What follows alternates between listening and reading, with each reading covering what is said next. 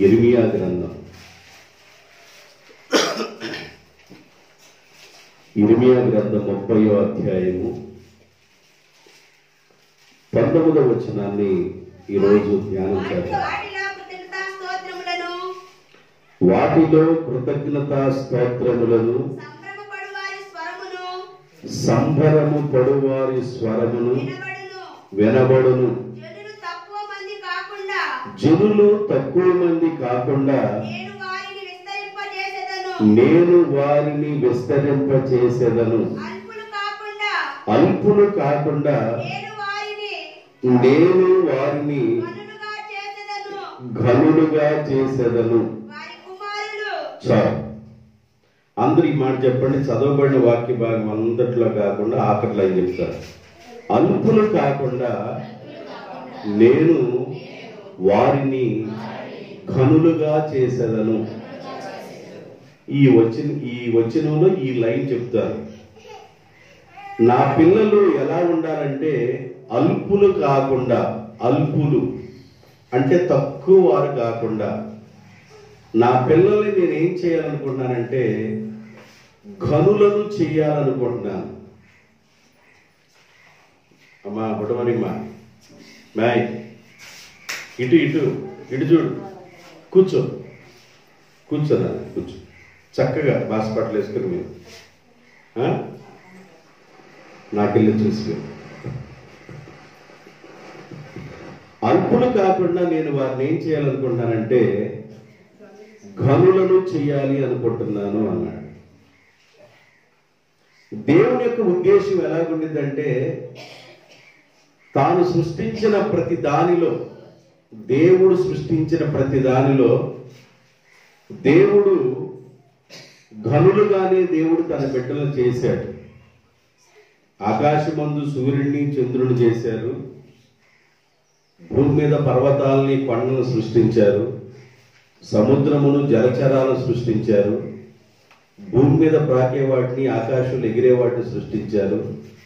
సమస్తాన్ని సృష్టించి ప్రతి దానిలో ప్రథమ ఫలముగా ఉన్నట్లుగా, ఆధిపత్యం చేసే వ్యక్తులుగా ఉన్నట్లుగా మనుషులకి దేవుడు తన అధికారాన్ని ప్రసాదించారు. తన స్వరూపంలో ఉన్న బిడ్డలంగా ఉన్న మనకి దేవుడు అధికారాన్ని ప్రసాదించాడు. మీరు జాగ్రత్తగా గమనించండి. దేవుని యొక్క ఉద్దేశంలో మనం ఎలా ఉన్నామంటే అల్పులము కాక ఘనులుగా ఉండాలని కోరుకుంటున్నాడు. ఘనులుగా ఉండాలని కోరుకుంటున్నాడు. అయితే లోకంలో 3 రకాలైన ఘనతలు కనబడతా ఉంటాయి. ఎన్ని రకాలైన ఘనతలు? జాగ్రత్తగా వినండి, జాగ్రత్తగా వినండి. నేనేం చెబుతున్నానో మీరు బాగా మైండ్లో పెట్టుకోండి వాక్యాలు.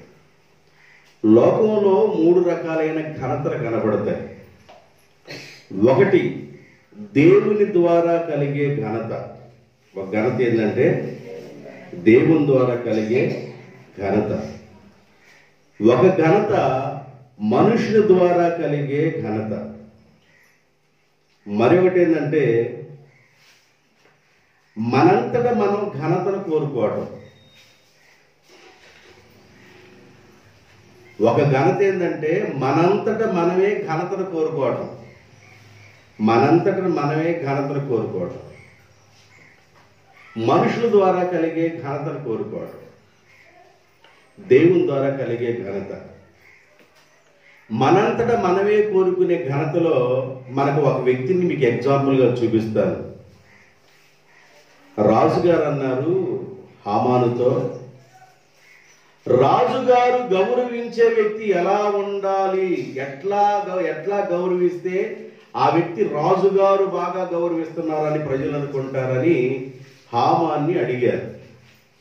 అప్పుడు హామాను మనసులో అనుకున్నాడు, రాజుగారు నన్నుగాక ఎవరిని కనపరుస్తాడు, నేనే కదా లేచిన దగ్గర నుంచి రాజుగారి దగ్గర ఉంటుందని లోపల తను ఫీల్ అయిపోయి తను ఏమనుకున్నాడంటే, రాజుగారు గణపరచవలసిన వారు ఎలా ఉండాలంటే రాజవస్త్రాలు ధరించి, రాజ కిరీటం ధరించి, గుర్రం మీద కూర్చోబెట్టి ఊరేగుతూ ఆ గుర్రం మీద వెళుతున్నప్పుడు ఒక వ్యక్తి ముందుగా అరుస్తా ఉండాలి. ఏమని అరవాలంటే, రాజుగారు కనపరచువారు ఎలా ముందురు హో అని జనాలు కేకలేసుకుంటూ వెళితే అప్పుడు రాజుగారు కనపరిచినట్లయ్యా అన్నాడు.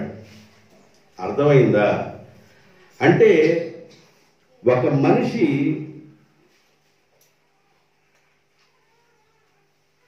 తనంతటా తానేంటంటే ఘనతను కోరుకోవటం అన్నమాట. ఇది అంత గొప్ప విషయం కాదు. మనుషుల ఘనతను కోరుకోవటం పెద్ద గొప్ప విషయం కాదు. మనుషులు నిన్ను ఘనపరచవచ్చు, ఘనపరచుకోవచ్చు. మనుషులు నిన్ను పొగడవచ్చు, పొగడకపోవచ్చు.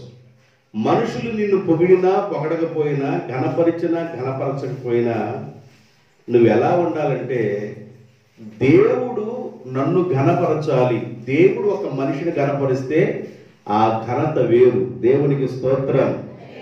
మనంతట మనం కోరుకునే ఘనత అనేది ఈ హామాన్ టైపులో ఉండిద్ది అన్నమాట. మనంతట మనం కోరుకునే ఘనతను కోరుకోకూడదు. మనం ఘనతను కోరుకోవడానికి ఎవరన్నా నా గురించి ఒక డబ్బా కొడితే బాగుంటుంది, ఎవరైనా నా గురించి చేస్తే బాగుంటుంది, మన గురించి ఘనతను కోరుకోకూడదు. అది ఎలా ఉండిద్దంటే వర్షం వచ్చి ఎలిసిపోయినట్టుగా ఉంటుంది. కొంతమంది మనుషులు ఘనతను కోరుకుంటారు. మనంతట మనం కోరుకునే ఘనత. రెండోది మనుషులు ఘనతను కోరుకుంటారు. ఈ మనుషులు ఘనతను కోరుకోవటం అంటే ఎట్లా ఉంటుందంటే, వారు చపాతీ కర్ర తీసుకొని, పూరి కర్ర బాగా పీట మీద వాటిని రుద్ది దాన్ని తీసుకెళ్ళి నూనెలో పడేస్తే ఎట్లాగైద్ది? ఎట్లయిద్ది? పీట మీద ఉంటే ఉబ్బకుండా ఉండిద్ది. పీటలో తీసి నూనెలో వేస్తే ఉబ్బు. మనుషులు ఘనత కోరుకుంటే కొంతమంది అలాగ చపాతీ పూరి లాగా ఉబ్బుతారు. ఉబ్బి ఎక్కడో రంధ్రం పడి టపామని పగిలి మళ్ళీ బయట తీసిన వాటిని గాలిపోయి అలాగ మెత్తపడి కూర్చుంది. ఇది మనుషులు కోరుకునే ఘనత. అర్థమైందా? మనుషుల ఘనత కానివ్వండి, మనం కోరుకునే ఘనత కానివ్వండి, ఈ రెండు ఎలా ఉంటాయి అంటే వర్షం వచ్చి ఎలిసిపోయినట్లుగా ఉంటాయి. అయితే మూడో రకమైన ఘనతలో మనం ఉందుగాక. దేవునికి స్తోత్రం. మూడో రకమైన ఘనత ఇది ఎలాంటిదంటే చాలా అద్భుతమైంది. దేవుడిచ్చే ఘనత చాలా అద్భుతమైంది. దేవుడు ఎప్పుడు ఎలా ఉంటే ఘనపరుస్తాడో కొన్ని మాటలు నేను చెప్పడానికి ముందుగా దేవుడిచ్చే ఘనత అనే విషయాన్ని మీకు చూపిస్తాను. యోహాను సువార్త 12వ అధ్యాయము, యోహాను సువార్త 12వ అధ్యాయము 26వ వచనం.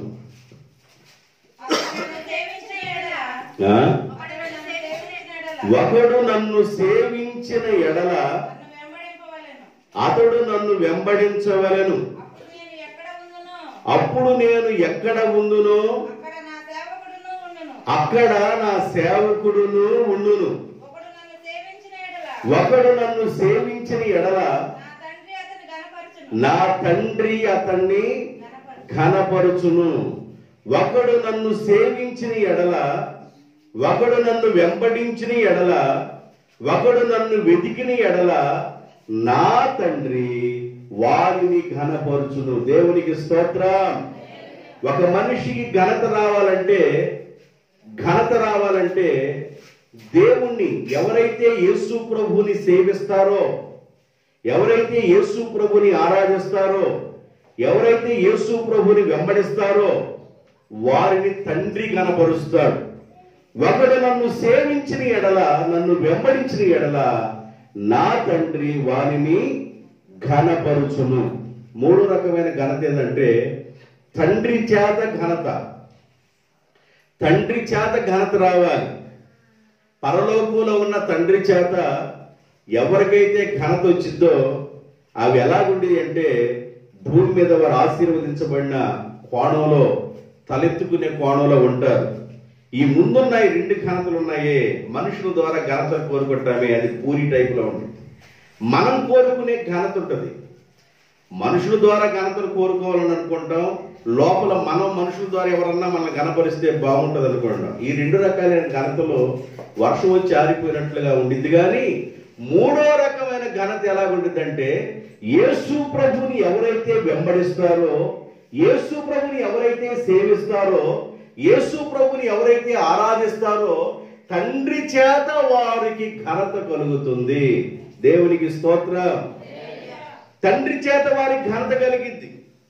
తండ్రి చేత ఘనత కలిగినప్పుడు ఆ ఘనత చాలా ప్రత్యేకంగా ఉంటుంది.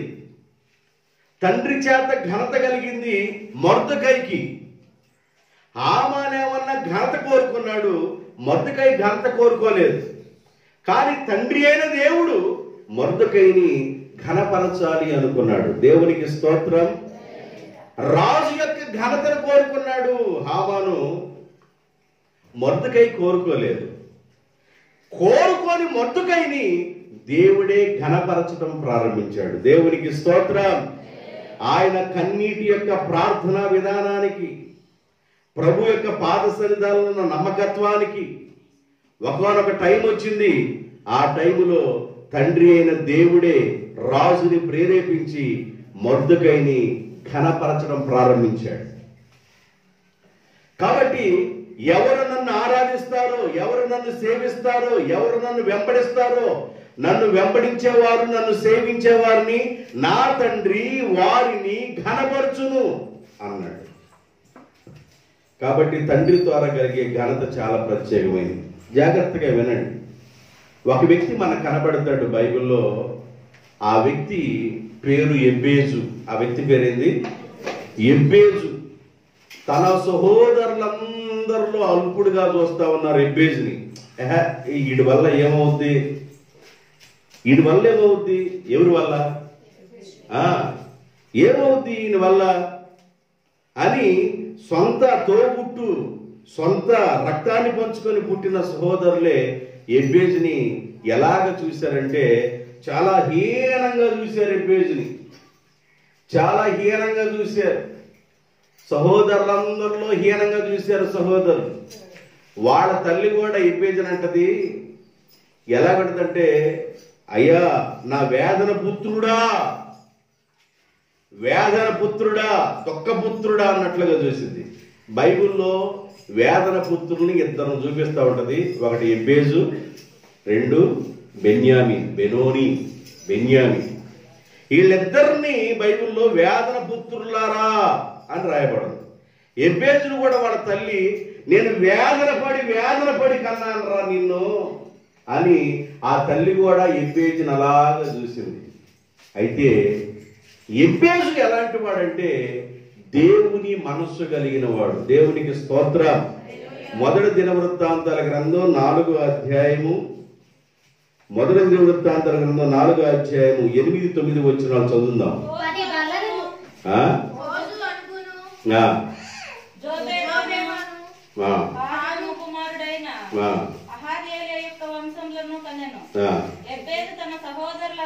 ఎబ్బేజు తన సహోదరులు అందరికంటే ఘనత పొందిన వాడై ఉండెను. వేదన పడి అతని తల్లి అతన్ని నేను కంటినని, అతని తల్లి ఆయనకి ఎబ్బేజు అని పేరు పెట్టెను. వేదన పుత్రుడా, వేదన పడి కన్నానురా నాయనా నిన్ను అని. తల్లి ఆమెను వేదన పడి కన్నానని ఎబ్బేజు గురించి అనుకుంటుంది. సహోదరులందరిలో ఎబ్బేజు ఎలాగున్నాడంటే ఏదో ఆషామాషాగా ఉన్నట్లుగా కనబడ్డాడు. అయితే దేవాది దేవుడు ఏం చేశాడంటే తన సహోదరులందరికంటే ఎబ్బేజుని ఘనపరిచెను. దేవునికి స్తోత్రం. ఎందుకు ఎబ్బేజు ఘనపరచబడ్డాడు? ఎబ్బేజు ఘనపరచబడ్డానికి కారణాలేంది అనంటే ఎబ్బేజు ప్రార్థనాపరుడు. ఎబ్బేజు ఏంది? అక్కడ 10వ వచనంలో రాయబడి ఉంటుంది. ఎబ్బేజు ఇశ్రాయేలీయుల దేవుని గురించి మొరపెట్టి, నీవు నిశ్చయముగా నన్ను ఆశీర్వదించి నా సరిహద్దులను విశాలపరుచుము, నీ చేయి నాకు తోడుగా ఉన్న దయచేయము, నాకు కీడు రాకుండా దానిలో నుండి నన్ను తప్పించుము అని ప్రార్థించగా దేవుడు అతని మనవిని ఆలకించి ఎబ్బేజు సరిహద్దులను విశాలపరచును. కీడు రాబోతుందని అర్థమైపోయి, కీడు రాబోతున్నప్పుడు, ఏదైనా అపాయం రాబోతున్నప్పుడు, ఏదైనా హాని జరగబోతున్నప్పుడు నీకు అర్థమవుతున్నప్పుడు ఏం చేయాలంటే నీకు సహాయం చేసే దేవుని దగ్గరికి వెళ్ళాలి. మనుషుల ద్వారా సహాయం, మనుషులను నమ్మటం కంటే, రాజులను నమ్మటం కంటే, రథములను నమ్మటం కంటే, సైన్యములకు అధిపతిని యెహోవా నమ్మటం ఎంతైనా మేలు. ఎబ్బేజు కీడొస్తుందని అర్థమైపోయి, అయ్యా నా సహోదరుల్లో నేను తక్కువవాడుగా, నా తల్లి నన్ను వేదన పుత్రుడు అంటుంది. ఇలాంటి పరిస్థితుల్లో ప్రభువా నీవే నా దిక్కు నాయన, నీవే నా గండ ప్రభువా, నీవే నాకు ఆధారమయ్యా, నీ చేయి నాకు తోడుగా ఉండని నాయన, కీడులో నుండి నన్ను తప్పించయ్యా, నా సరిహద్దులు విశాలపరచయ్యని ఎబ్బేజు దేవుడిని ఆశ్రయించాడు గనుక దేవాది దేవుడు ఆశ్రయించిన ఎబ్బేజుని ఘనపరచడం ప్రారంభించాడు. దేవునికి స్తోత్రం. నీ తోడు లేక, నీ ప్రేమ లేక ఇలలోన ఏ ప్రాణి, నీ తోడు లేక, నీ ప్రేమ లేక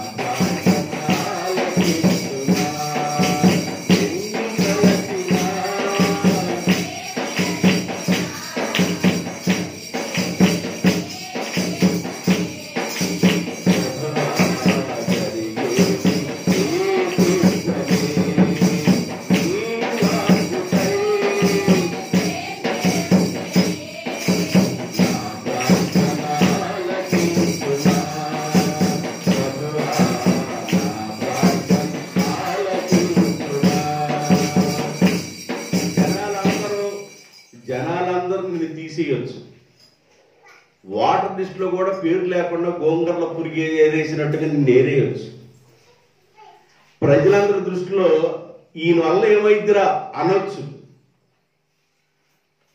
అసలు ఈయన వల్ల ఏమవుతుంది, ఏమి చేయగలడు అనొచ్చు. బైబిల్ ఏం చెబుతుందంటే తీసివేయబడిన రాయి తలకు మూల రాయి అవుతుంది. దేవునికి స్తోత్రం. హల్లెలూయా. నువ్వెవరు తీసేయవాడు.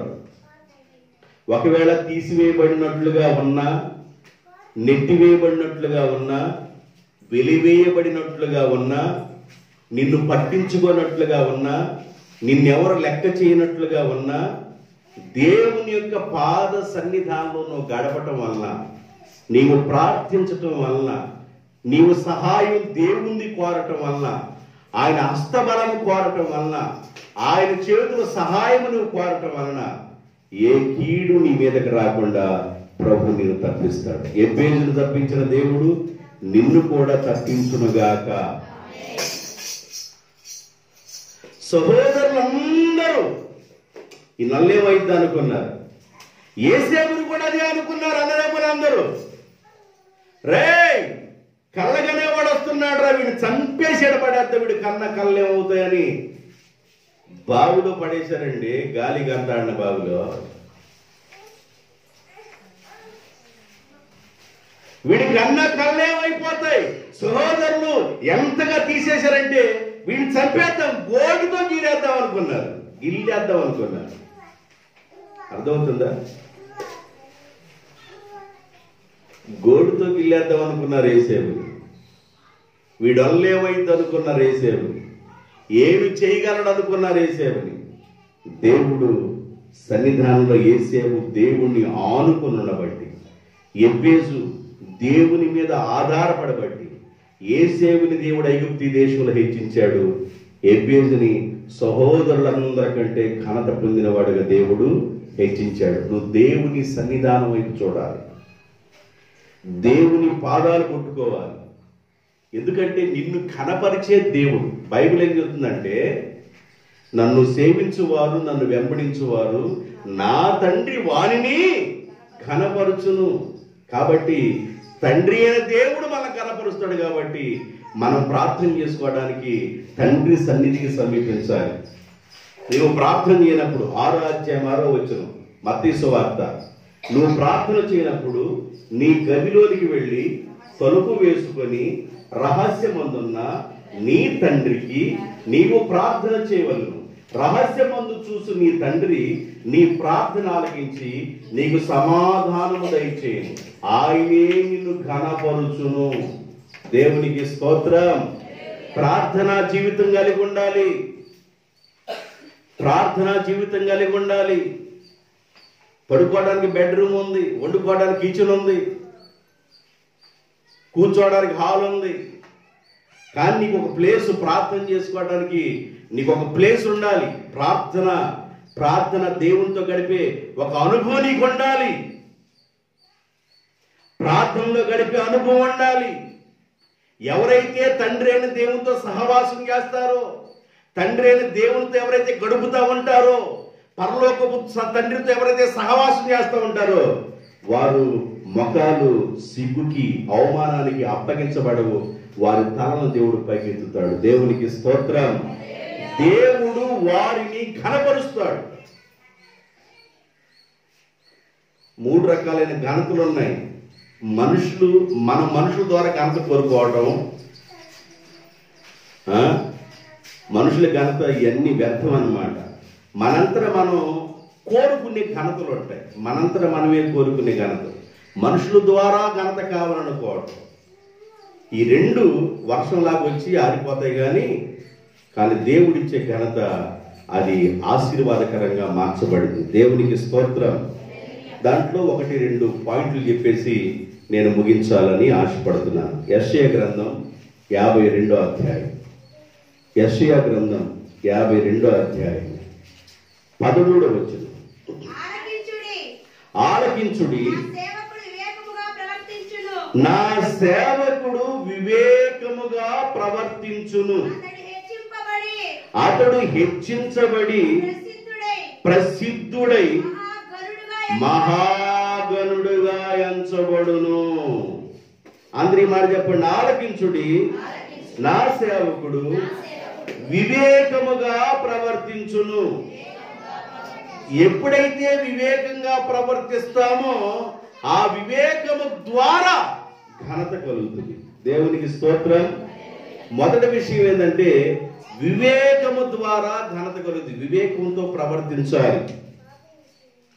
వివేకము ఒక మనిషికి ఏం కావాలంటే వివేకము. పర్యాయ పదం అవివేకము. అవివేకములో నుండి మనం వివేకంలోకి రావాలి. అజ్ఞానంలో నుండి జ్ఞానంలోనికి రావాలి. చీకటిలో నుండి వెలుగులోనికి రావాలి. దెయ్యాలలో నుండి దేవుళ్ళలోకి రావాలి. అర్థమవుతుందండి? వివేకం కలిగి ప్రవర్తించాలి. వివేకము, నా సేవకుడు వివేకము కలిగి ప్రవర్తించను గనుక నేను అతన్ని ఘనపరిచెదను అన్నాడు. వివేకము అంటే దాని అర్థం ఏంది? వివేకము అంటే దాని అర్థం ఏంది? బైబిల్లో నుండి చూపిస్తాను. యోబు గ్రంథం 28వ అధ్యాయము 28వ వచనం. 28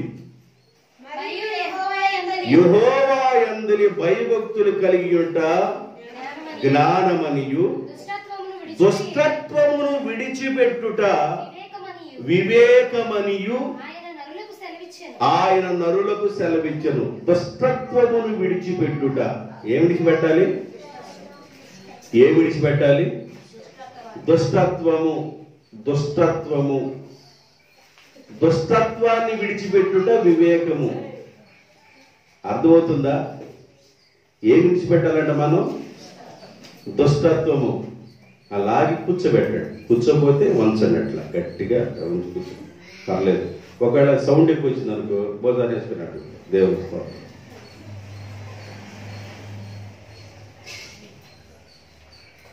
దుష్టత్వాన్ని విడిచిపెట్టాలి. ఏం విడిచిపెట్టాలి? ఒక మనిషిని దేవుడు ఎప్పుడు కనపరుస్తాడు? వివేకం కలిగి ఉండాలి. నేను మొదటి విషయం చెబుతున్నా. ఒక మనిషిని దేవుడు ఎప్పుడు కనపరుస్తాడంటే వివేకం కలిగి ఉండాలి. అవివేకాన్ని వదిలిపెట్టి వివేకంలోకి రావాలి. అజ్ఞానాన్ని వదిలిపెట్టి జ్ఞానంలోకి రావాలి. లోకాన్ని వదిలిపెట్టి దేవుల్లోకి రావాలి. చీకటిని వదిలిపెట్టి పాపాన్ని వదిలిపెట్టి పరిశుద్ధతలోకి రావాలి. దాన్ని అన్నాడు వివేకము. వివేకము, దుష్టత్వాన్ని విడిచిపెట్టడమే వివేకము. దుష్టత్వాన్ని విడిచిపెట్టడం వివేకం. వివేకం అనేది ఎలా దొరికిందంటే బైబిల్ చెబుతుంది, నా ఉపదేశము వలన వివేకము దొరుకును అన్నాడు. కీర్తన గ్రంథం 119వ కీర్తన 104 వచనం. కీర్తన గ్రంథం 119, 104. నా ఉపదేశము వలన వివేకము కలిగెను. ఉపదేశము వలన వివేకము కలుగును. ఉపదేశాన్ని వినాలి. దైవజనుడు ఉపదేశాన్ని చెబుతున్నప్పుడు, దైవజనుడు వాక్యాన్ని బోధిస్తున్నప్పుడు నువ్వు వాక్యాన్ని శ్రద్ధగా వింటూ ఉంటే నీకు వివేకం కలుగుద్ది. వివేకం అనేది నీకు వస్తే దుష్టత్వాన్ని వదిలిపెడతావు. ఎప్పుడైతే దుష్టత్వం నుంచి బయటపడతావో ఘనపరచబడతావు. దేవునికి స్తోత్రం, హల్లెలూయా. దుష్టత్వంలో నుండి, దుష్టత్వంలో ఉన్నంత కాలం, చీకటిలో ఉన్నంత కాలం, పాపంలో ఉన్నంత కాలం, బలహీనతల్లో ఉన్నంత కాలం, వ్యసనాల్లో ఉన్నంత కాలం, అర్థమవుతుంది, దేవునికి వ్యతిరేకమైన విధానములు ఉన్నంత కాలం దేవుని దగ్గర నుండి ఈ ఆశీర్వాదం రాదు. నువ్వు వదిలిపెట్టాలి. దుష్టత్వాన్ని విడిచిపెట్టాలి. దుష్టత్వాన్ని విడిచిపెట్టడమే వివేకం. వివేకం కలిగి ప్రవర్తిస్తే ఘనత వస్తుంది. వివేకం అనేది ఎలా వచ్చింది? వాక్యాన్ని వినాలి. వాక్యాన్ని, ఉపదేశాన్ని వినాలి. ఉపదేశంలో రసం ఉంది. ఉపదేశం ఏముంది? రసం. దాన్ని అన్నాడు సారము అన్నాడు. ఉపదేశాను సారమేదనగా అంటాడు తిమోతి పత్రుడు రాస్తూ పౌలు గారు. ఉపదేశానుసారమేదనగా పవిత్రమైన హృదయం నుండి, మంచి మనస్సాక్షి నుండి కలుగునదయ్యే ప్రేమ అంటాడు. కాబట్టి ఉపదేశంలో సారం ఉంది, రసం ఉంది. కాబట్టి వాక్యాన్ని వినాలి. దైవజనుడు వాక్యాన్ని బోధిస్తున్నప్పుడు వాక్యాన్ని వినాలి. విన్న వాక్యానికి లోబడాలి.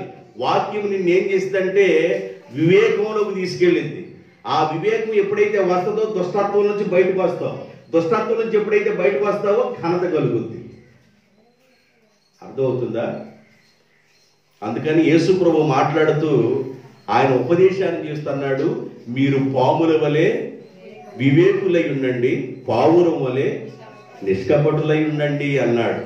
పాము వివేకంగా ఉండిద్దండి. పాము కనబడింది అనుకో, ఆ కనబడిన పాము ఇది కొడదాం తలకి అది చెత్త పాసల కింద కూడా దాగింది, చిన్న పేపర్ ముక్క కింద కూడా దాగింది, కనబడదు.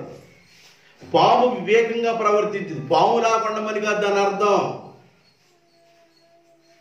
పాము లాగుండమని కాదు దాని అర్థం. అది వివేకంగా ఎలా ప్రవర్తించిందో నువ్వు కూడా అట్లా వివేకంగా ఉండు. పాము వలె వివేకముగా ఉండండి, పావురం వలె కపటం లేని వారిగా ఉండండి అన్నాడు. కాబట్టి మనం వివేకం కలిగి ప్రవర్తించాలి. వివేకము, జాగ్రత్తగా వినాలి. వివేకము ద్వారా ఏమొచ్చిందంట? ఘనత. వివేకం ద్వారా ఏమొచ్చింది?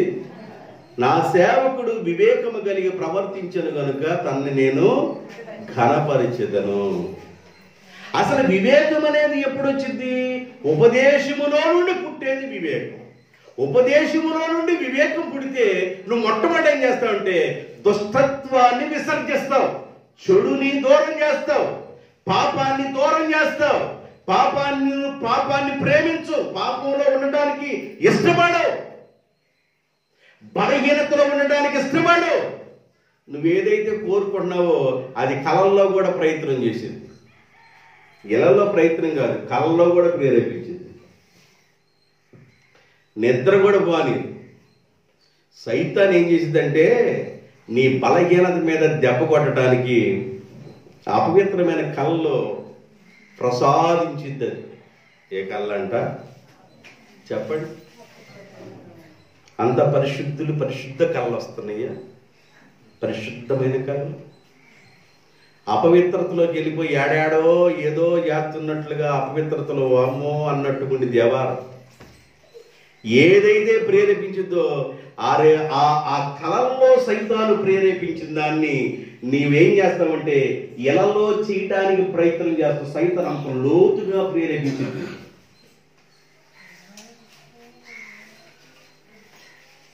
దుష్టత్వాన్ని గురించి దురాత్మ అంత లోతుగా ప్రేరేపించింది. నేను వాక్యాన్ని అనుకూలంగా చెబుతున్నాను, వాక్యానుసారంగా మాట్లాడుతున్నాను.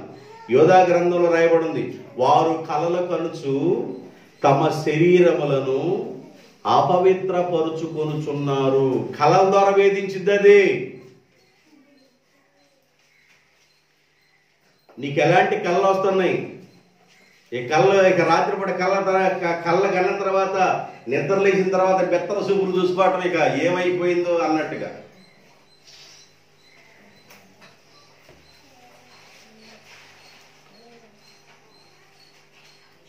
ప్రార్థన చేసుకోండి. ఒక ఆమె యథార్థంగా నాకు అపవిత్రమైన కళ్ళు వస్తాయి అని ఒప్పుకొని ఏడ్చింది. ఒక ఆమె సైతాన్ చేసే ఒక పెద్ద ట్రిక్ అన్నమాట. సైతాన్ వాడే ఆయుధాల్లో ఒక ఆయుధం కళల ద్వారా నిన్ను చెడగొట్టడానికి ప్రయత్నం చేసింది.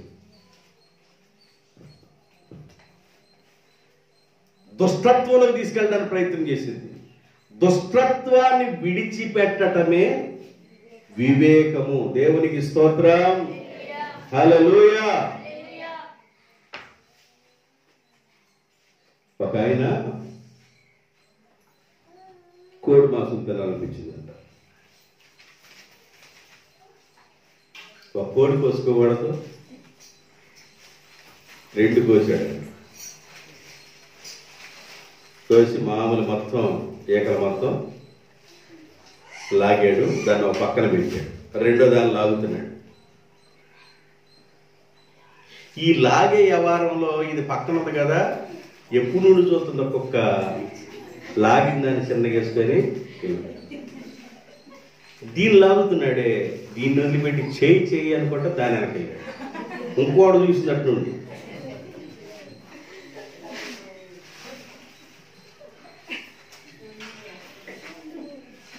చూసి ఇంకోటి వచ్చి ఇది అసలు పోయింది,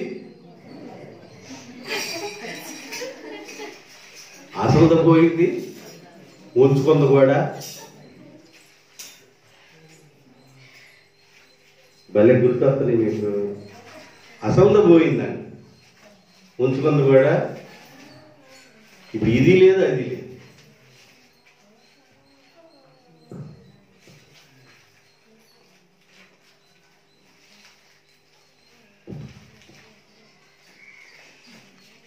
మామయ్య బాగా గాలి వస్తుంది మామయ్య అని తాటి చెట్టుని అడిగిందంట. ఎవరు?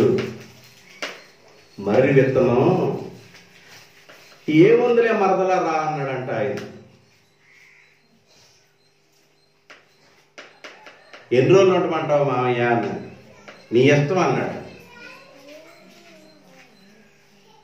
కొన్ని రోజులు పోయిన తర్వాత ఆ దోవని వెళ్ళేవాడు, అరే ఏమో తాడి చెట్టు ఉండాలి అన్నాడు. తాడి చెట్టు కనబడుతుంది, ఇప్పుడు మర్రి చెట్టే కనబడుతుంది. మర్రి విత్తనం ఎంత అంటే చిన్న విత్తనం. మామయ్య అనగా వీడు ఐజ్ అయిపోయాడు. రా అన్నాడంట. అంతే, రా అన్నాడు, అయిపోయింది. దేవా నువ్వెంత బరువులే, వచ్చి కూర్చో అన్నాడంట. 3 రోజులు పోయిన తర్వాత చిన్నగా మొలకెత్తుందంట. ఏంది ఏడా కూర్చున్నది? ఏంటి కానీ బరువయ్యానా? నాకే బరువు అబ్బే, నువ్వు బలిదాల్లో కూర్చో.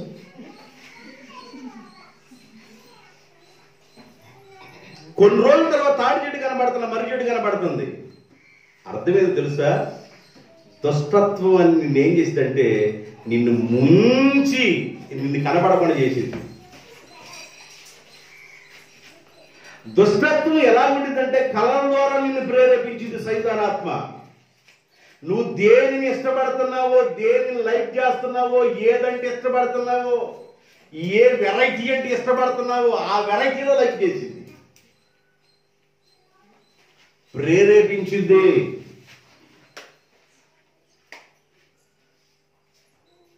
ఆ ప్రేరేపణ ఏం చేసిందంటే కళల ద్వారా ప్రేరేపించి ఆ ప్రేరేపణ నిన్ను ఇళ్లలో కూడా దుష్టత్వంలో తీసుకెళ్ళడానికి ప్రయత్నం చేసింది. నువ్వు అప్పుడు ప్రార్థన చేసుకోవాలి, దురాత్మ, చెడాత్మ నా యొక్క ఆలోచనల నుండి, తలంపుల నుండి నువ్వు దూరం అయిపోవాలని చెప్పేసి ప్రార్థన చేసుకోవాలి. దేవుని యొక్క వాక్యాన్ని హృదయంలో తీసుకోవాలి.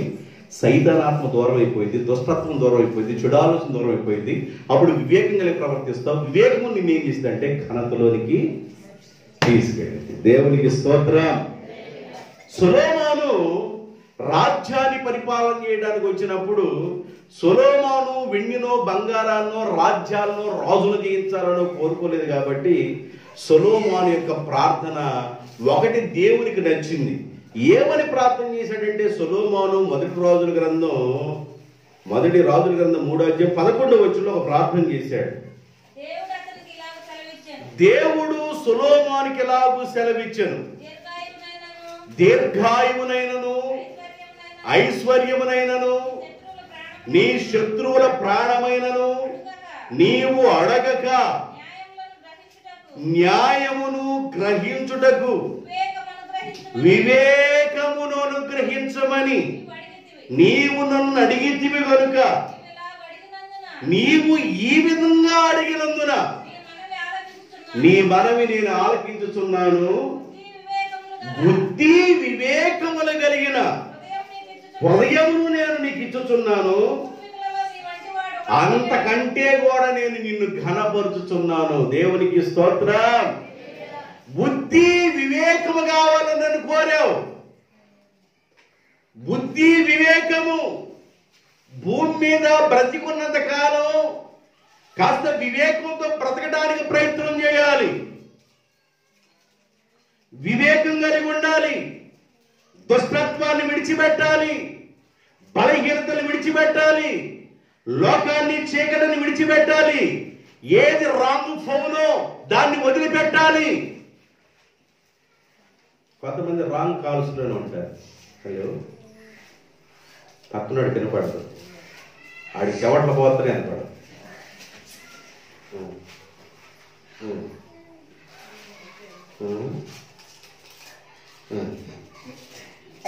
ఏంద్రీ దరిద్రుడు మాట్లాడేది? ఏంటి దరిద్రాలు మాట్లాడేది? అసలు ఈ దరిద్రురాలు మాట్లాడేది ఏంటి? అసలు ఏమన్నా పక్కన ఆడకి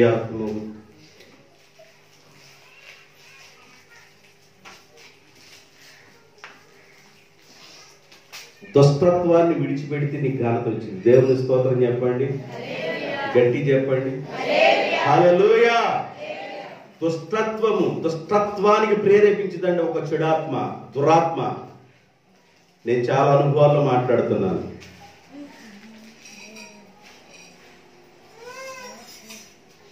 నిన్ను పవిత్రంగా బ్రతకనీయకుండా, పరిశుద్ధంగా బ్రతకనీయకుండా, నిద్ర పట్టనీయకుండా కొన్ని సమయాల్లో కొన్ని ఆత్మలు నిన్ను ప్రేరేపిస్తాయి.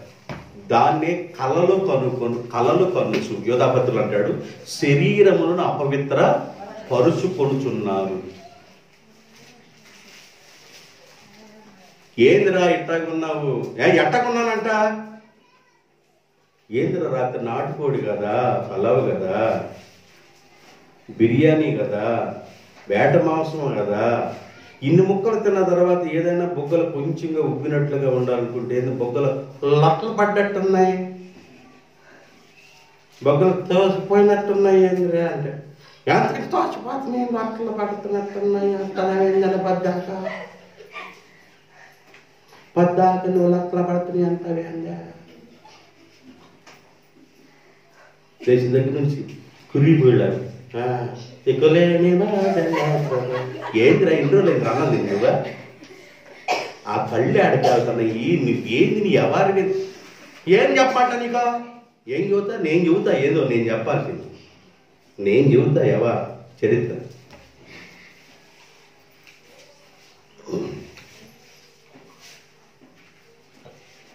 దేవుడు తన వాక్యంలో ముందుగా ఉంచాడు. అందుకని దుష్టత్వంలో నుండి ఒక మనిషి బయటపడాలి అంటే ఉపదేశాన్ని వినాలి. దేవునికి స్తోత్రం.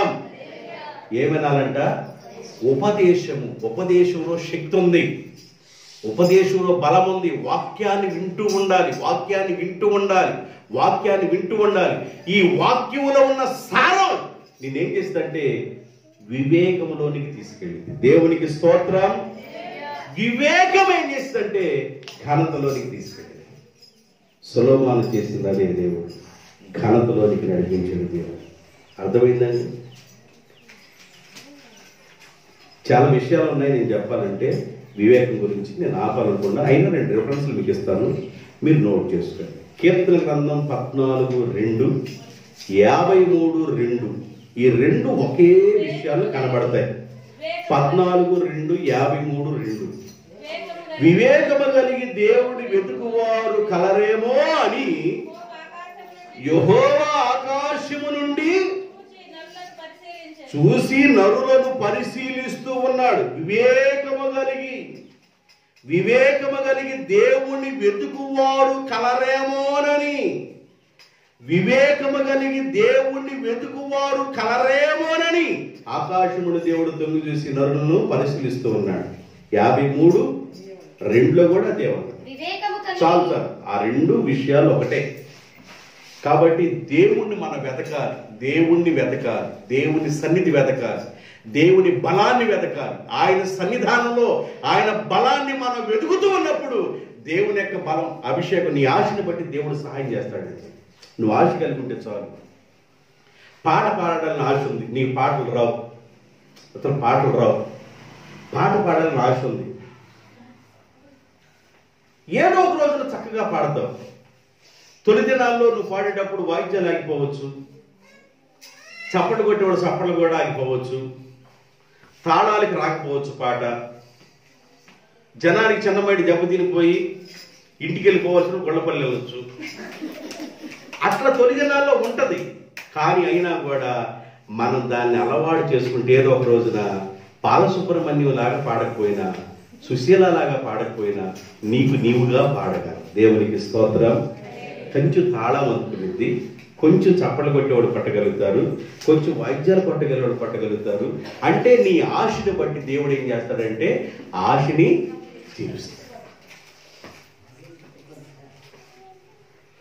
ఈ రోజు ఆగిపోయింది డ్రమ్ము, రేపు డ్రమ్ము ఆపకుండా నేను పాడాలి.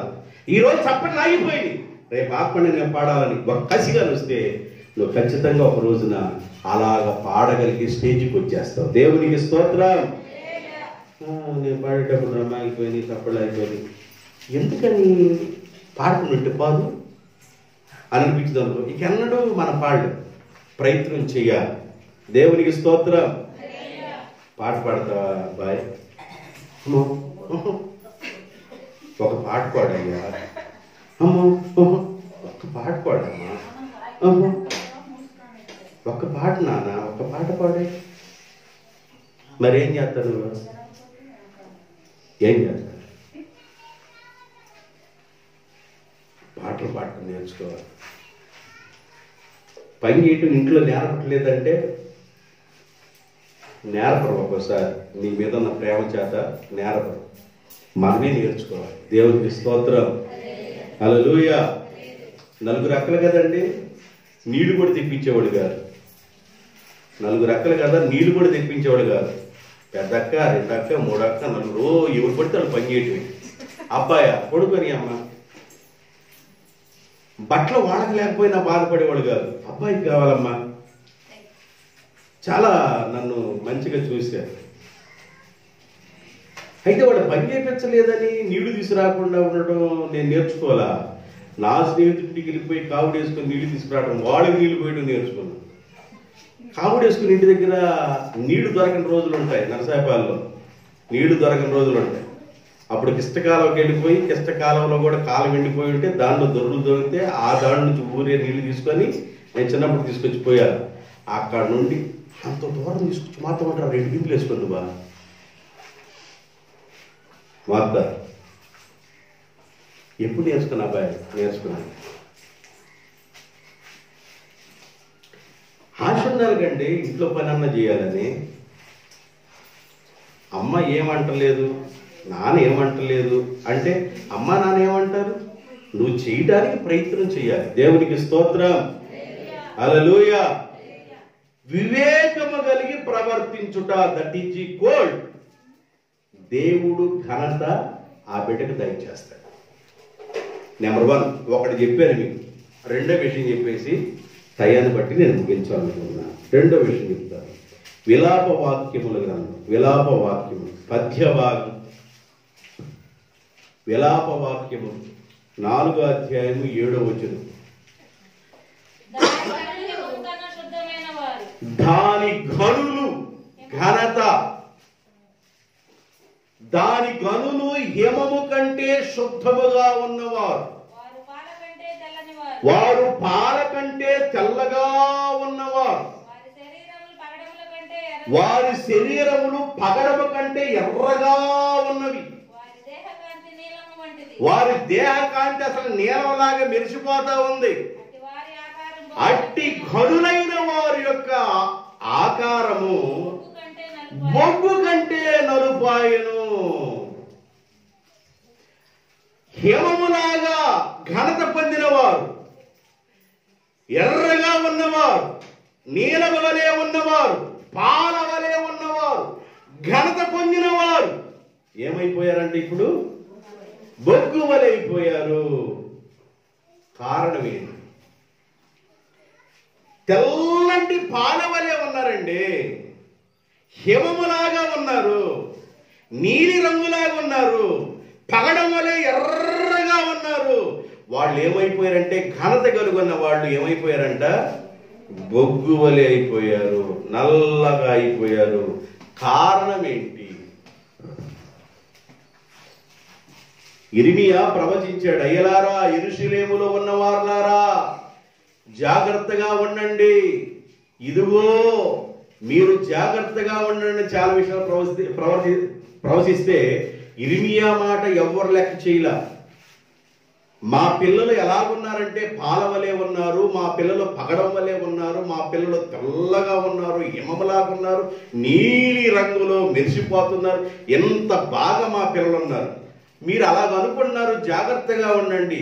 మా పిల్లలు బ్రేక్ డ్యాన్స్ చేస్తున్నారు, మా పిల్లలు నాట్యశాలలో ఉన్నారు, మా పిల్లలు ఎలాగున్నారని వాళ్ళు చెబుతా ఉన్నారు. మీరు ఇర్మియా గ్రంథాన్ని చదవాలి. ఇర్మియా గ్రంథం చదివినప్పుడు చాలా విషయాలు కనబడతాయి. ఇర్మియా ఏడుస్తూ విలాప వాక్యాలు రాశాడు. మా పిల్లలు నాట్యశాలలో ఉన్నారు, వాయిద్యాలు ఆవిస్తుంటే మా పిల్లలు సుందరంగా ఉన్నారు, ఇలాంటి పరిస్థితులు ఉంటే నువ్వు బాగాలేదని చెబుతావేంటి ఇర్మియా? నీకు ఏమైనా మైండ్ పోయిందా ఇర్మియా అంటే? ఇర్మియా చెప్పిన మాటలు ఒక్కడ పట్టించుకోలేదండి. కొన్ని దినాలు పోయిన తర్వాత బబులోను రాజు వచ్చేసాడు, నెబుకద్నెజరు రాజు. బబులోను దేశానికి యెరూషలేములో ఉన్న వాళ్ళందరినీ యవనస్తులందరూ పట్టుకొని వెళ్ళిపోయాడు. అక్కడ చెరబట్టుకొని కొంతమంది వెళ్ళిపోయాడు. అప్పుడు ఏడుస్తున్నారు, అయ్యో మేము చాలా ఘనత వహించిన వారిమి, మేము హిమం వలె ఉన్నవారిమి, మేము పాల కంటే తెల్లగా ఉన్నవారిమి, పగడము కంటే ఎర్రగా ఉన్నవారిమి. ఇలాంటి పరిస్థితుల్లో ఉన్న మమ్ములను, ఇలాంటి స్థితిలో ఉన్న మమ్ములను ఇప్పుడు మేమేమైపోయాము? బొగ్గులాగా అయిపోయామని ఏడుస్తున్నారు. అలాగ అయిపోవటానికి కారణాలేంది? కారణాల గురించి అక్కడే రాయబడి ఉన్నాయి. విలాప వాక్యాల గ్రంథం 5వ అధ్యాయం 11, 12 చదవచ్చు. ఇప్పుడు అక్కడ చదివితే ఎక్కువైపోయింది కూడా. 16 చదవండి. మా తల మీద నుండి కిరీటము పడిపోయెను, మేము పాపము చేసి ఉన్నాము, మేము పాపము చేసి ఉన్నాము కనుక మా తల మీద ఉన్న కిరీటము పడిపోయింది. కిరీటము పడిపోయింది. కిరీటం అంటే ఏంటండి? రాజరికానికి గుర్తు. రాజరికానికి గుర్తుగా ఒక రాజు ఒక రోజున మేము రాజరికంలాగా బ్రతికే మాకు మా తల నుంచి కిరీటం పడిపోయింది. దానికి కారణం ఏంటంటే మా పాపమే కారణం. మేము ఘనత కోల్పోవడానికి, మేము ఘనతను కోల్పోవడానికి, మహిమను కోల్పోవడానికి, రంగును కోల్పోవడానికి కారణం ఏంటంటే మా పాపమే. మేము అపవిత్రులం అయిపోయాం, మేము బలహీనం అయిపోయాం, మా దుష్టత్వమే కారణమని వాళ్ళు ఒప్పుకొని ప్రార్థన చేస్తున్నారు. అయితే దానియేలు ఏం చేశాడంటే అపవిత్రమైనది ఏది అంటకుండా దానియేలు జాగ్రత్త పడెను. దేవునికి స్తోత్రం. అపవిత్రమైనది ఏది అంటకుండా దానియేలు గ్రంథం 1:8 రాయబడి ఉంది.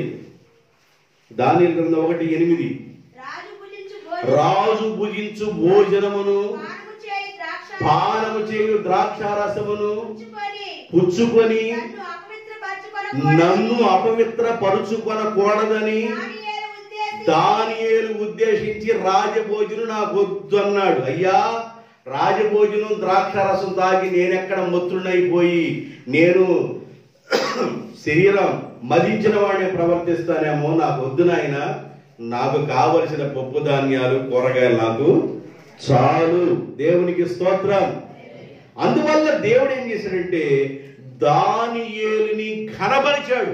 2:48 దానియేలు గ్రంథం 2:48. అప్పుడు రాజు దానియేలును బహుగా హెచ్చించి అనేక గొప్ప దానములిచ్చి అతడు బబులోను సంస్థానం మీద అధిపతిగాను బబులోను జ్ఞానులందరిలో ప్రధానులుగాను నియమించను. ఘనపరిచాడని దేవుడు దానియేలుని దేవుడు హెచ్చించేశాడు. దానియేలుని దేవుడు హెచ్చించడానికి కారణం ఏంటంటే అపవిత్రత నాకొద్దు. విలాప వాక్యాల్లో హిమము కంటే తెల్లగా ఉన్నవారు, పగడము కంటే ఎర్రగా ఉన్నవారు, నీలము కంటే చక్కగా ఉన్నవారు, పాల కంటే తెల్లగా ఉన్నవారు బొగ్గులాగెందుకు తయారైపోయారంటే వారి యొక్క అపవిత్రత. అపవిత్రత ఏం చేసిందంటే ఘనత రాకుండా చేసింది. ఒక మనిషి ఘనత, దేవుని ద్వారా కలిగే ఘనత, దేవుని ద్వారా కలిగే ఆశీర్వాదాలు, దేవుని ద్వారా కలిగే బహుమానాలు అపవిత్రత అడ్డుపడుతుంది. అందువల్ల ఏం చేయాలంటే అపవిత్రతలోనికి అడుగు పెట్టకుండా ప్రయత్నం చేయాలి. చాలా వెంబడిస్తాయండి, చాలా బలహీనతలో ఒక మనిషిని వెంబడిస్తాయి. అయితే కాస్త వివేకము కలిగిన బిడ్డగా, మెళుకు కలిగిన బిడ్డగా ఉండి వాటిలో నుండి నువ్వు తప్పించుకొని బయటపడితే నువ్వు ఆశీర్వాదాలు పొందుతావు. దేవునికి స్తోత్రం. హల్లెలూయా. ప్రతి మనిషిని అపవిత్రత వెంబడించింది, ప్రతి మనిషిని బలహీనత వెంబడించింది, ప్రతి మనిషిని ఆ పాపం వెంబడించింది. ఇజ్రాయెల్ ప్రజలందరినీ వెంబడించింది ఐగుప్తి. ఐగుప్తి. అయితే వాడు దేవుడు అన్నాడు, ఇదిగో ఎర్ర సముద్రం దగ్గరికి వచ్చిన తర్వాత దేవాదేవుడు అంటాడు, ఏక మీదట మీరు ఐగుప్తీయులను చూడరు. దేవునికి స్తోత్రం. ఇక ఆ బలహీనతను చూడరు. భయపడవాకండి, యెహోవా కలుగుజే రక్షణ మీరు ఓరకనే నిలబడి చూడండి. ఘనత ఒక మనిషికి వివేకము ద్వారా వచ్చిందని, ఘనత కోల్పోవడానికి గల కారణం పాపమని, అపవిత్రతని విడిచిపెట్టడం ద్వారా ఘనత వచ్చిందని మీకు 2 పాయింట్లు చెప్పాను. దానియేలు అపవిత్రతను వదిలిపెట్టాడు కనుక ఘనత పొందాడు. యూదులు అపవిత్రతలో ఉన్నారు కనుక, పాపలో ఉన్నారు కనుక ఘనత కోల్పోయి, పాల రంగు కోల్పోయి, హిమము వలె ఉన్న రంగును కోల్పోయి, పగడములాగా ఎర్రగా ఉన్న రంగును కోల్పోయి, నీలం వలె తలతలా మెరిసే రంగును కూడా కోల్పోయి బొగ్గు వలె తయారైపోయారు. కారణం పాపమే అన్నారు. కనుక అపవిత్రతను వదిలించడం వలన ఘనత వచ్చింది. 2 మాటలు చెప్పాను. 1 వివేకం వలన ఘనత, 2 అపవిత్రతను విడిచిపెట్టడం వలన ఘనత. 3వ మాట శుద్ధంగా చక్కగా మీకు అర్థమయ్యే రీతిలో మాట్లాడి ముగించేస్తాను. 3వ మాట కూడా చెబితే బాగుంటుంది అనుకుంటున్నాను. దినవృత్తాంతాల గ్రంథం 11వ అధ్యాయం. దినవృత్తాంతాల గ్రంథం 11వ అధ్యాయం 22, 23, 24 చదవండి. ఒకటో దినవృత్తాంతం. మరియు కత్సేయలు సంబంధుడును పరాక్రమవంతుడునైన ఒకనికి పుట్టిన యెహోయాదా కుమారుడైన బెనయాను విక్రమ క్రియల వలన గొప్పవాడాయను. జాగ్రత్తగా రండి. విక్రమ క్రియలు ఆపోజిట్ పదం ఏంది? అక్రమ క్రియలు. అక్రమము, విక్రమము. అక్రమం అంటేనేమన్నా వ్యతిరేకంగా ఉన్నది, విక్రమం అంటే సరిపోయింది. విక్రమ క్రియల వలన గొప్పవాడాయను ఈతడు.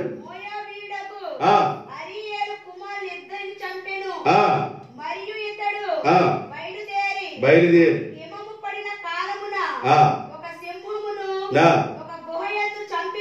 చంపివేసెను, సింహమును చంపివేసెను. మంచి ఎత్తరి అయిన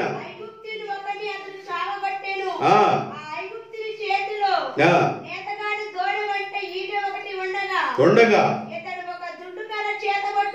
బెనయ ఒక దుడ్డుకర చేత పట్టుకొని పోయి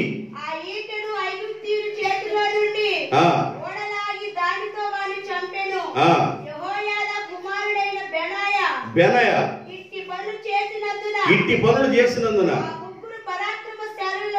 ఆ ముగ్గురు పరాక్రమశాలులలో ఘనత నొంగిన వాడాయను. అందువల్ల సైన్యములో ఉన్న బెనయ సైన్యాధిపతిగా నియమించును దావీదు. దేవునికి స్తోత్రం. జాగ్రత్తగా వినండి. ఆర్డినరీ వ్యక్తిగా ఉన్నాడు బెనయ. సైనికుడిగా ఉన్న బెనయ ఆయన చేసిన మంచి కార్యాల వలన, ఆయన చేసిన శూర కార్యాలంటే మీకు ఎగ్జాంపుల్ మీరు తర్వాత చదువుకోవాలి. అదే అధ్యాయంలో 17వ వచనం అలా మీరు చదువుకుంటే దావీదు అంటాడు, యోదయా బెత్లెహేము గవిన దగ్గరున్న బావిలో నీళ్లున్నాయి. ఆ యోదయా బెత్లెహేము బావిలో ఉన్న నీరు ఎవరైతే నాకు తోడుకొని తీసుకొస్తారో నేను వాటిని తాగి సంతోషిస్తానన్నాడు. అక్కడ ఎవరున్నారంటే కాపలాదారులు ఉన్నారు, శత్రువులైన కాపలాదారులు ఉన్నారు. ఎవరు ఆ నీటి దగ్గరికి వెళ్ళడానికి వీల్లేదు. అయితే బెనయ ఆయనతో పాటు ఇద్దరు అంటారు, నేను వెళతానయ్యా ఆ నీళ్లు తీసుకురావడానికి అంటాడు. ఆ నీళ్లు తీసుకురావడానికి బెనయ వెళ్ళిపోయి శత్రువుతో పోరాడి యుద్ధం చేసి ఆయన గాయపరచబడి రక్తం కారుతూ ఆ రక్తం మడుగుల నుండి కాస్త నీళ్లు తీసుకొని దావీదు గారిని తీసుకొచ్చి ఇచ్చాడు. ఏమయ్యా బెనయ ఏందా గాయాలంటే, యుద్ధం చేశానయ్యా. యుద్ధంలో మరి పారిపోవాలనిపించలేదా? లేదు నాయన, చచ్చిపోదాం అనిపించింది అయ్యా. చనిపోయినా కూడా నేను అక్కడే చచ్చిపోయేవాడిని. అయితే దేవుడు జయమిచ్చాడయ్యా. ఆ యుద్ధంలో గాయాలైనప్పటికీ కూడా నీ కొరకు ఈ నీటిని తీసుకొచ్చాను. ఇదిగో ఆ బావిలో ఉన్న నీరును కోరుకున్నావే, ఆ నీరు నీకు తీసుకొచ్చానయ్యా అని ఆ బెనయ రోషం కలిగా నీరు తీసుకొచ్చి దావీదుకి ఇచ్చాడు. ఆ ముగ్గురులో ఘనత వహించిన వాడు బెనయ. ఈ బెనయ ఆర్డినరీ సైనికుడు. ఇప్పుడు ఏం చేశాడు దావీదు? సైన్యాధిపతిని చేశాడు. దేవునికి స్తోత్రం. సైనికుడిని సైన్యాధిపతిని చేశాడు. బెనయాని దేవుడు గణపరిచాడు, బెనయాని దేవుడు హెచ్చించాడు. కారణం ఏంటంటే బెనయ సమర్పణ కలిగిన వాడు. సైనికుడిగా ఉన్న బెనయాని సైన్యాధిపతిగా చేశాడు. ఇలాంటి ఆశీర్వాదం రావడానికి గల కారణం ఏంటంటే బెనయ సమర్పణ.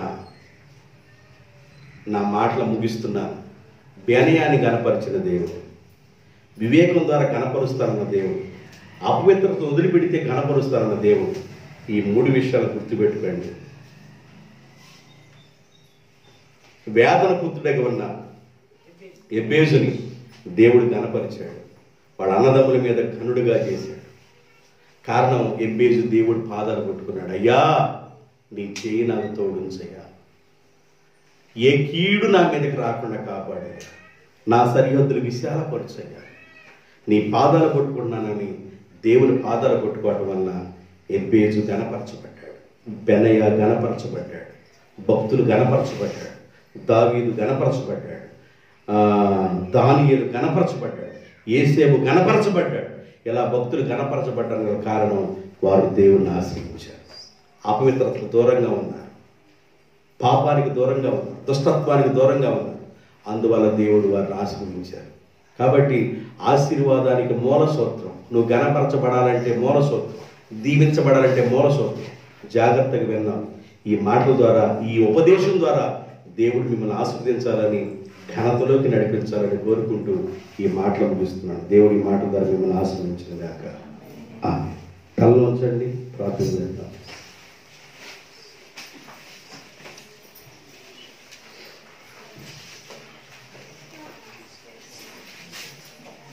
మనంతటా మనం ప్రజల ద్వారా ఘనత కోరుకుంటాం, అది వేస్ట్. మనుషుల ఘనతను కోరుకుంటాం, అది వేస్ట్. దేవుడు ఒక మనిషిని ఘనపరిస్తే ఆశీర్వాదాలు వేరుగా ఉంటాయి.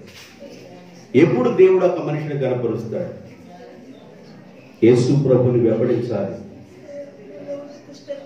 దేవుని పాద సన్నిధానంలో ఉండాలి. ఎవరైతే నన్ను వెంబడిస్తూ ఉంటారో, నా మాటలు వింటూ ఉంటారో, నా తండ్రి వారిని ఘనపరచు. తండ్రి చేత మనం ఘనపరచబడాలి. ఆశీర్వాదాలు ప్రత్యేకంగా ఉంటాయి. యేసయ్యా మీకు వందనాలు, స్తుతులు స్తోత్రాలు, స్తుతులు స్తోత్రాలు. పరిశుద్ధమైన దేవ, పరలోకపు దేవా మీకు స్తోత్రాలు. నాయన నా తండ్రి, విత్తబడిన సువార్త నీరు గట్టి ఫలకొచ్చి వివేకము ద్వారా ఘనత వచ్చిద్దని, అపవిత్రతను విడిచిపెట్టడం ద్వారా ఘనత వచ్చిద్దని, నా తండ్రి సైన్యంలో నమ్మకంగా పోరాడి బెనయ సైనికుడు సైన్యాధిపతిగా మార్చబడ్డాడయ్యా. నాయకుడు సంతోషపెట్టే వ్యక్తిగా ఉన్నాడు నాయన. అందువల్లే ఘనపరచబడ్డట్లుగా వాక్యం సెలవిస్తూ ఉంది. ఎట్లబడిన సువార్త నీరుగట్టు ఫలకొచ్చేయండి. కూడొచ్చిన ప్రతి బిడ్డను పేరు పేరు చొప్పున దీవించండి. మీ దీవెనలకు వారసులు చేయండి. ఆశీర్వాద బలంతో మీ బిడ్డలందరూ నింపమని యేసుక్రీస్తు నామములో ప్రార్థన చేయుచున్నాను తండ్రి.